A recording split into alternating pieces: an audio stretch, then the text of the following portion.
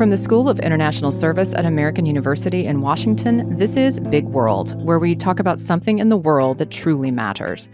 NATO, the North Atlantic Treaty Organization, was established in 1949 with 12 members, 10 European nations, the U.S., and Canada.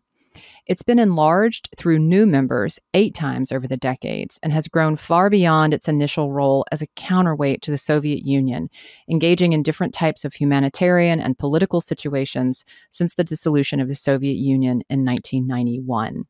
To some Americans, NATO may have come to seem obsolete, especially given the rhetoric of former President Donald Trump between 2016 and 2020. However, its relevance became undeniable in February of 2022 when Russia invaded Ukraine, and it was made clear that NATO and NATO's growing size had all along been very important indeed to Russian President Vladimir Putin. So today we're talking about NATO enlargement. I'm Kay Summers, and I'm joined by Jim Goldgeier. Jim is a professor and a former dean here at the School of International Service. He's a visiting scholar at Stanford University's Center on International Security and Cooperation and a visiting fellow at the Center on the United States and Europe at the Brookings Institution, in addition to many other appointments he's held past and present. Jim's also previously served as director for Russian, Ukrainian, and Eurasian affairs on the National Security Council's staff. He's authored, co-authored, or edited numerous books, including Evaluating NATO Enlargement from Cold War Victory to the Russia-Ukraine War, which will help inform our conversation today. And Jim, thank you for joining Big World. Oh, thanks for having me. It's really good to hear your voice. I haven't talked to you in a while. Jim, your new book, Evaluating NATO Enlargement, is a collection of articles by scholars related to NATO enlargement. What was your goal in selecting the authors? And overall, what do you want to accomplish with this book? Well, this was a book that started with an idea. Early 2019, I have long been frustrated by the debate over NATO enlargement. It sort of runs to the extremes. People either saying, oh my gosh, this is the worst thing ever, and it's the reason why U.S.-Russia relations are terrible, or people arguing this is the greatest thing since sliced bread, and, thank God, we enlarged NATO. And there wasn't a lot of nuance to debate. I always would say to people who would argue one extreme position or the other, you got to think about it compared to what? All right. Policies have costs and benefits, and that includes NATO enlargement. And choosing some other policy would have had different costs and benefits. So long frustrated, and I decided to call a colleague who's now at the University of Maryland. He was then at Boston University, Josh Shifrinson, who's a professor of international relations, and who takes a very different view of NATO enlargement than I do. I've long felt that it was the right thing to do, even with some of the costs. And Josh has long been skeptical of NATO enlargement, even though he recognizes some of the benefits. So I said to him, we should work together. If we could write something together, maybe we could improve the debate.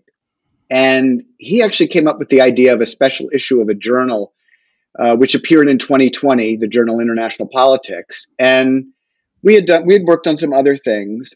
And then what happened was, with the war expanding in February of 2022, about a few months later, an editor at Palgrave Macmillan called and said, we own the journal International Politics. Do you think you could get the authors to update their pieces in light of the war and Finland and Sweden seeking to join NATO? So we were very excited about it. All the authors said yes. We had picked these authors for the range of views. They have very different perspectives on NATO enlargement. Some of them think it's terrific. Some of them think it's not so terrific.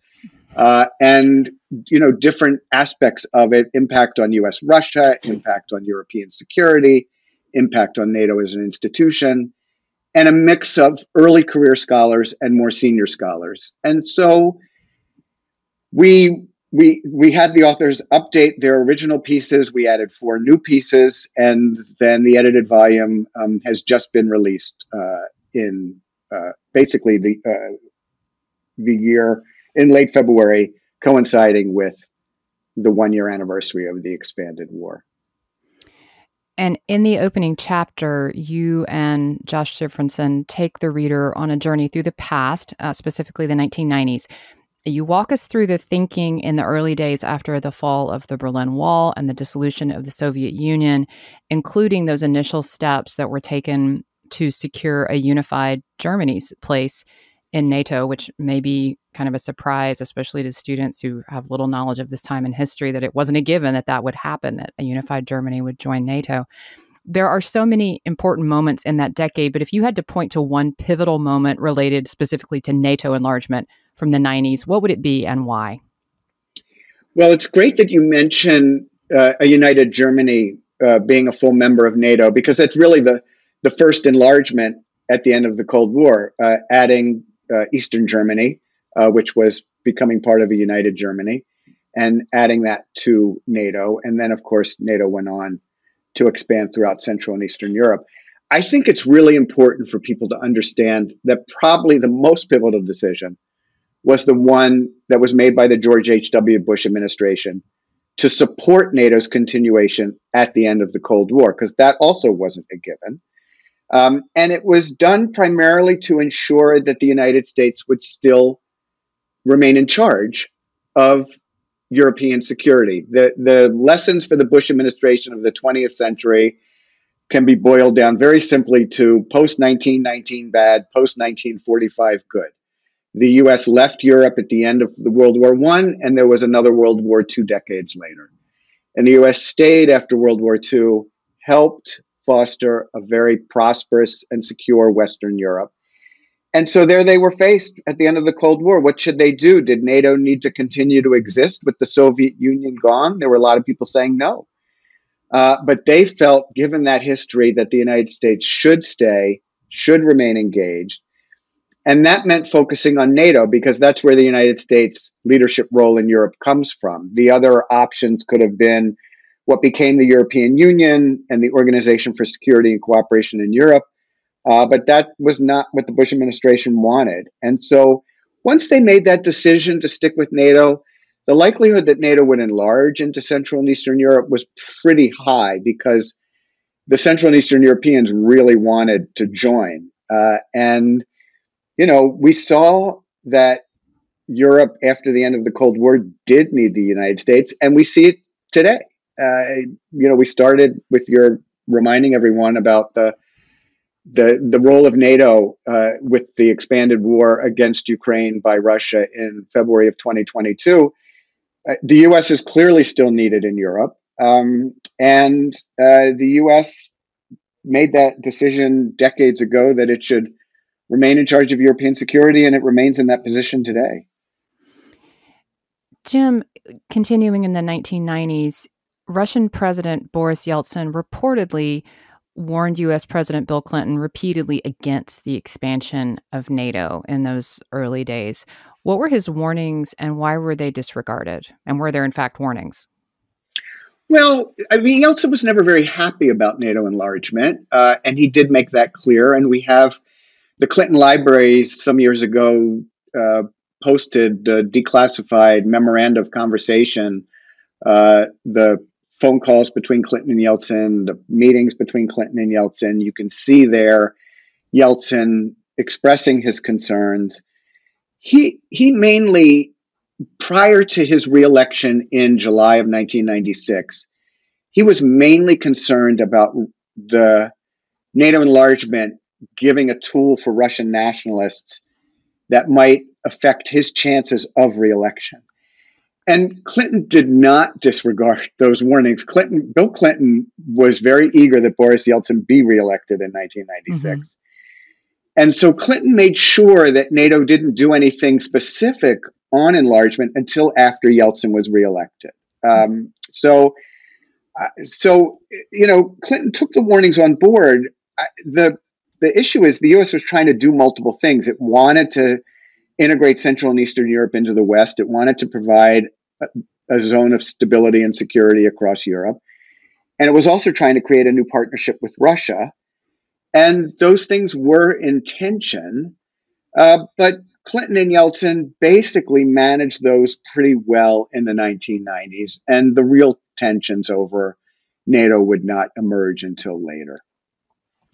And as you said, this book has lots of different authors. One of the authors in your book, Vladislav Zubak, writes about initial Russian leanings toward joining NATO, kind of conversely, even writing that Yeltsin asked the Americans that Russia be the first to be admitted to the alliance post-Soviet Union dissolution. And then Zubak quotes Lord Ismay, NATO's first Secretary General, who said that NATO existed for Europe to keep Americans in, Germans down, and Russians out. So was that keep Americans in, Germans down, and Russians out, was that still the prevailing view of NATO in the early 90s? Or was there ever a moment during which Russia might really have joined NATO? Well, it's interesting. One of the other authors in the book, Tim Sale, who's a historian and has written a fantastic book called Enduring Alliance, which is a history of NATO. He does, in fact, build his book around Lord Ismay's quote and argues that that did continue to be NATO's focus even after the end of the Cold War. But it is worth noting that the idea of Russia joining NATO was discussed on and off between 1991 and 2001. And I think the most dramatic moment occurred right at the very beginning of the post-Soviet era. There was a meeting at NATO in December 1991. All the representatives from the former Warsaw Pact were there. And the Soviet representative left the room, came back in, and announced that he was no longer representing the USSR, but he was representing an independent Russia. And his president, Boris Yeltsin, wanted to join NATO. And during the 90s, Yeltsin would occasionally express an interest. Putin himself, in 2001, expressed an interest in joining NATO. The Clinton administration was always very clear during the 90s that Article 10 of the NATO treaty, which keeps the door open to any European state that can meet the criteria and contribute to alliance security, would also apply to a democratic Russia. Now, did anyone believe that? I don't know that anyone believed that it would ever really join. The last moment I know of when it was taken seriously was summer of 2001. Professor Angela Stent from Georgetown has this in her book, The Limits of Partnership. She was working at the policy planning staff at the State Department. And her boss, Richard Haas, asked her to write a memo for Secretary Powell, arguing that it was time to invite Russia to join. I don't know whether that was seriously discussed at the time. Certainly, it was hard enough to see how it was going to happen then. It's impossible today to imagine Russia joining NATO. So, that debate's over. But it was there for a period of time. Yeah, looking back now, it's almost like some alternate timeline from a sci-fi novel where there's this other world where Russia joined NATO and it's just a completely different world order. As we move into the aughts, though, with the timeline that we actually have, countries geographically closer and closer to Russia began to seek NATO membership in the early aughts. What was the Russian response and what was the rhetoric within Russia like about NATO? Well, the Russians, they were never really very happy about enlargement. All along, the biggest issue was really what was going to happen with Georgia and Ukraine, former Soviet republics that mattered a lot to Russia. Russia did not want to see them join. I think prior to that, things went pretty smoothly. Again, the Russians were never happy about enlargement, but if you look at the first two rounds, which were in 1999 and 2004, at the time those rounds of enlargement were taking place, there were far bigger issues for the Russians than NATO enlargement. In 1999, when Poland, Hungary, and the Czech Republic joined, NATO was at war with Serbia over Kosovo. And if you look at those declassified memoranda of conversation that I mentioned before, you can just see Yeltsin's anger over the NATO bombing of Serbia was just way beyond anything he ever expressed about NATO enlargement. And then in 2004, when you had 7 countries join, including the Baltic nations of Estonia, Latvia, and Lithuania, you had at the same time the color revolutions taking place in places like Ukraine. The Orange Revolution in Ukraine was a much bigger deal to Putin because he was blaming the U.S. for instigating it. He could never really understand these bottom-up movements demanding change. And so, he was looking at this as a threat to his rule over Russia. And so So I think those were okay. And in fact, Bill Burns, who's the current director of the CIA, wrote a memoir a few years ago, Back Channel, and he was the ambassador in Moscow in 2007, 2008, and he writes about, and on his website for the book, he has some of his cables declassified, and he writes about the debate within Russia, and says very clearly that Ukraine and Georgia would be a red line for Russians across the political spectrum, from left to right. And so he was warning the George W. Bush administration not to move forward with Ukrainian and Georgian membership in NATO. And I think that really became the huge sticking point. Jim, you said Putin can never understand these bottom-up movements. Is that genuine? Does he really cannot conceive of popular uprisings and really believes that all these types of protest movements are puppet protests that are having the strings pulled by the U.S. and NATO countries? Is that a real belief, or is that rhetoric? I think it's a real belief. I think he's just, he sees sort of U.S. plotting around every corner. And I think we see this with this miscalculation when he went to war against Ukraine. I think he genuinely believed that there would be lots of Ukrainians supporting the Russian troops coming in. And of course, that was not the case. The Ukrainians wanted to preserve their own country. They don't want to be part of Russia. And he just can't conceive of these populations seeking something for themselves and seeking change. And if you look back, for example, 2011, 2012, there were protests when he made plans to come back to the presidency after he'd taken a turn out as prime minister. Mm-hmm. And Hillary Clinton made some comments about the protests, and he really reacted angrily, accused her of fomenting them, and I think was a primary reason why he wanted to make sure she wasn't elected president in 2016. Right. Oh, which, was a whole nother weird narrative. It was a whole nother narrative.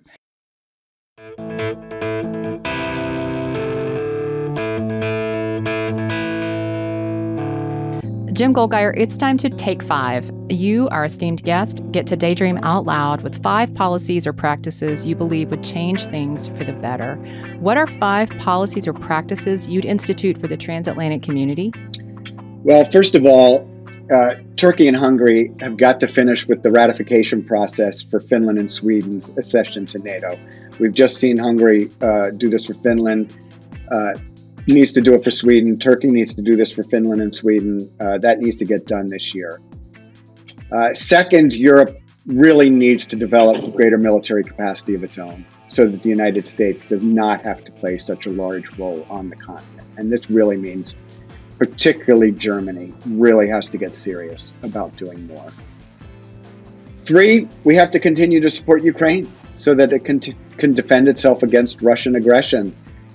Even if this war, somehow there's a ceasefire and somehow the fighting stops, the threat of Russian aggression, particularly as long as Vladimir Putin is in power, will continue. And so the transatlantic community has to continue to support Ukraine so that it can defend itself. And at the same time, I think we cannot give up on a post-imperial Russia emerging. A Russia that gave up on its imperial designs against its neighbors would be the most important thing that could happen for European security. And then number 5, I think everyone who's at a university that subscribes to Springer Books should download Evaluating NATO Enlargement to learn more about the key debates. Thank you.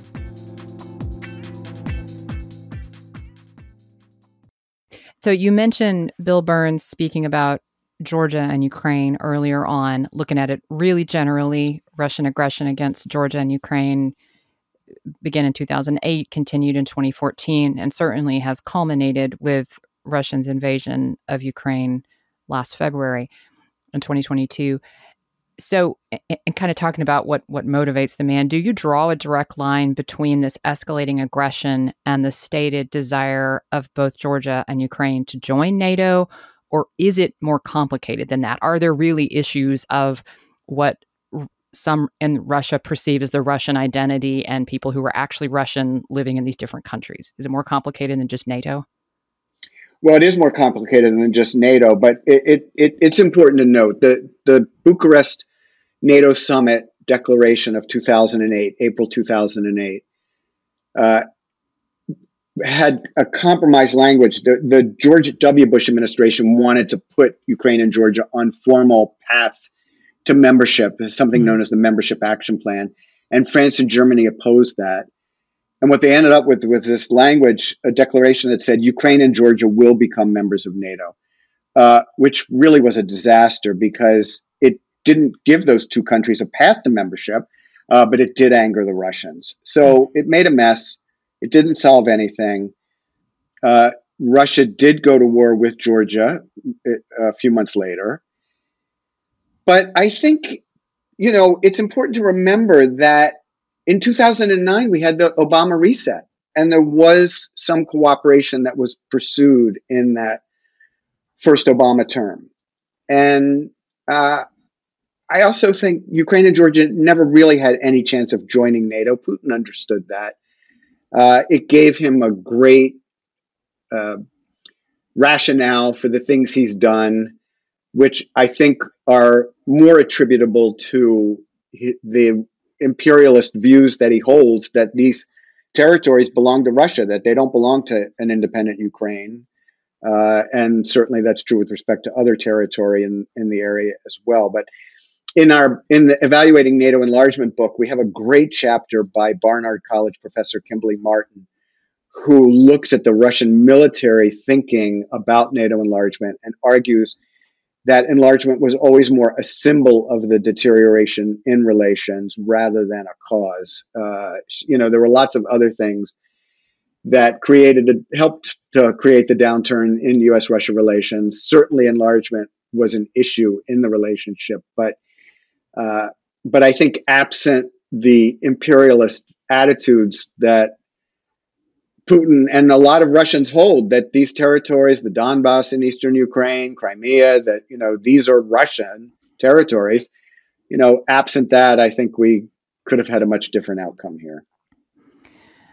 And it seems like some of this does tie back to this idea of empire and of having buffering and bordering from the other power. And a lot of this talk about NATO enlargement has centered around the reaction to as it gets closer and closer to Russia, when these geographic borders are eliminated, when there are no buffer states separating NATO and Russia, and the NATO border is right at Russia. With that conversation, you write, quote, "Enlargement skeptics have consistently challenged the logic of these moves, questioning in particular whether NATO could meet its security obligations under such conditions," unquote.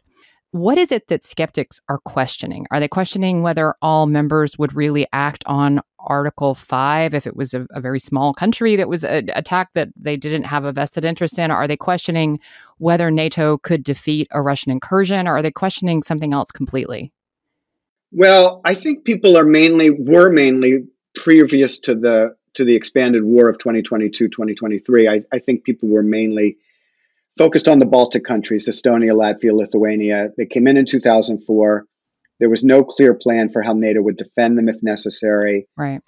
The thinking was Russia could overwhelm them within 48 or 72 hours. Now, of course, Russia is so weakened militarily that the security concerns are much less salient. Russia can't defeat Ukraine, so it certainly can't afford to attack a NATO member. And we see Putin deterred from doing that. I think it's important to recognize in this war, Putin is not attacking NATO members because he doesn't want to get into a war with NATO, just like NATO is not directly attacking Russia because it doesn't want to get into a war with Russia. So I think that's important to note. But enlargement did have a big impact on NATO's evolution as an institution. And we have several chapters in the book on that subject.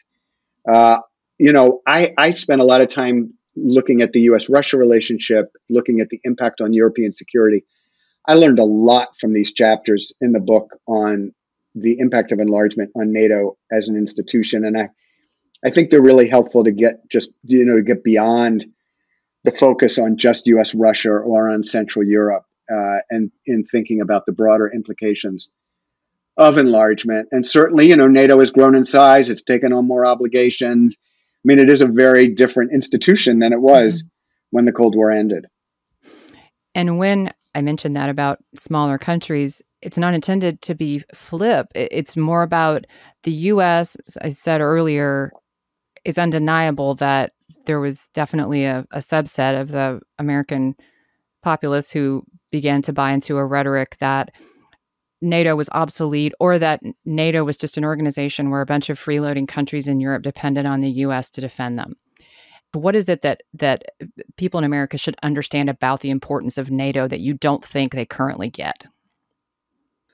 I think actually people do pretty much get NATO because we've seen consistently broad bipartisan support for NATO. Mm-hmm. And we've seen broad bipartisan support for providing assistance to Ukraine. So I think people do get that having allies helps the United States. You do rightly point out that a lot of the enlargement that took place in recent years, certainly after the first two rounds of enlargement, there was the inclusion of countries that are quite small and are not really capable of enhancing NATO as a military alliance. And I think that's one of the prominent features of Sweden and Finland, hopefully joining soon, which is that they are major countries, serious capabilities, particularly Finland, I think can contribute a lot to the alliance. But you do raise a broader issue, and certainly Trump sought to tap into this, which is a sense that the Europeans haven't done as much as they should to prepare for their own defense, that they still rely too heavily on the United States. But that's why I made the point at the beginning that a pivotal decision was George H.W. Bush administration deciding that they wanted NATO to continue because they wanted the U.S. to continue to be in charge of European security. The U.S. made that choice in the early 90s. It didn't want alternatives to develop. It didn't want the EU to develop as an alternative institution. The U.S. wanted to stay in charge, and that has meant the Europeans could continue to be dependent. And we see with this expanded war against Ukraine just how dependent they are. I mean, if it weren't for U.S. leadership, if it weren't for the U.S. provision of military assistance, I mean, yes, there are European countries that are doing everything they can. The Baltic countries, Poland, the United Kingdom, Germany is participating in ways that people might not have thought possible. Still, without U.S. leadership, Europe would not have been able to respond to this war in the way that it has. And I think, what you see over the course of the last 3 decades is every time it seems that maybe NATO is obsolete, that maybe we don't need NATO anymore, Russia finds a way to make sure NATO is relevant again. And Russian aggression puts NATO back in focus as a key institution. But I do think it really is not sustainable for the United States to continue to shoulder this heavy a burden, especially as the U.S. wants to focus more and more on the Indo-Pacific and on China. Europe does need to do more. The United States should welcome Europe doing more. And that really means Germany is going to have to do more. But that's a big change for Germany, and it's a big change for how we've viewed Europe over time. You mentioned Finland and Sweden, and obviously they're the next 2 countries who are on track to join NATO. And we had at SIS a few weeks ago the ambassadors from Sweden and Finland to the U.S. That was a really interesting discussion. I do find it curious, just as a news observer, somebody who, an intense news consumer, but not somebody who's really close to these issues, that there hasn't been a lot of talk from Russia, at least not that's percolated up in the headlines, about Finland. And that's an 830-mile border that they share. And yet most of the talk about Sweden and Finland joining NATO has been about Turkey's objections to Sweden rather than Russia and Finland. So can you just shed a little light on that particular situation? It's a long border, and it doesn't seem to be as problematic in any way as the countries that were part of the former Soviet Union. Well, and I think this helps us understand what the real issues are. Putin really isn't worried that NATO is going to attack Russia. And what we've seen since February of 2022, as Russia has put everything it can into this war against Ukraine, is that Russia has moved its forces away from those northern areas, away from Kaliningrad, away from the border with Finland. Russia has left itself wide open. But Putin doesn't worry about that because he knows NATO is not going to attack Russia. Otherwise, he would maintain those fortifications up in the north. And so I think actually I hope that has helped clarify for people that Putin he's not afraid of NATO enlargement.